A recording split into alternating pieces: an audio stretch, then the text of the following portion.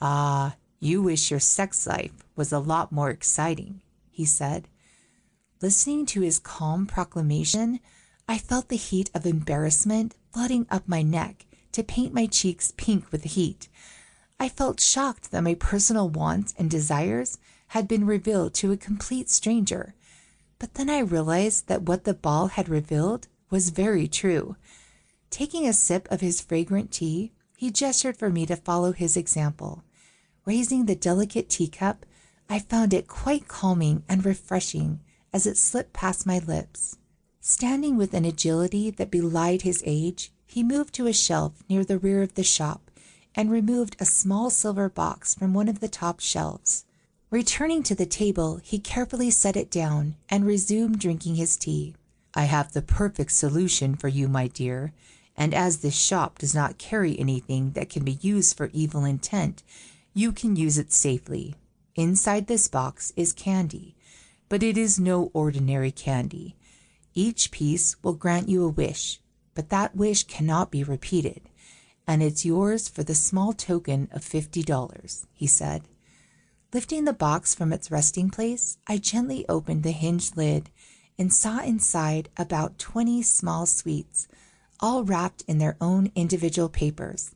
The colors were a mix of vibrant crimsons, intense yellows, vigorous greens, and electric blues. My first thought was that while the box was beautiful, it wasn't worth $50, and if the candy inside was indeed magical, then its contents would be priceless. Raising my eyes to search his face, I kept telling myself that I was being conned, but I couldn't help wondering, what if? His eyes widened with comprehension, as if he could read the thoughts that had been pouring over my face, but continued to watch me without comment. I must have spent many minutes pondering the pros and cons, but my final thought was, what did I have to lose? It was only money, and you can't take it with you when you're dead and gone, and if I didn't buy the box, I would always come back to wonder, what if? "Thank you, I'll take it," I said, opening my purse and handing him the money. Rising with a small bow, he went to place the box in a small gift bag, and upon returning, gently moved me to the door.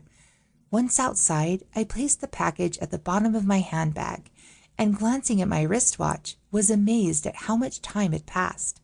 I was starving and decided to get something to eat before heading back home, and made my way to the nearest pub down the street. Hours later, standing on the bus heading home, the strange shop was just a vague memory until I found myself staring at the 4 hunks sitting in the back row of the crowded bus. My mouth began watering, and I suddenly had a sharp craving for something sweet when the memories of the shop came flooding back. I suddenly remembered the candy and thought, I know what I'd make for my first wish, as I began digging to the bottom of my purse. Rummaging past tissues and lipstick tubes, I began to laugh because I didn't believe that anything would happen when I made my first wish. Besides, it was going to be so over the top, it would be unbelievable. As I pulled the crimson wrapper from the first piece of candy and placed it onto my tongue, I wished that all the men on the bus would be so hot for me that nothing would stop them from having their way with me, there and then. Even as I wished it, I was laughing, but what happened next would be burned into my memory forever. I suddenly noticed that all of the men had turned their heads to face me and then began moving towards me from all over the bus. The 4 young hunks at the back were the nearest and pushed to reach me first. Standing around me, I felt their hands touching me from all sides, and I didn't know what to do. I was in shock, partly frightened and partly excited at the same time.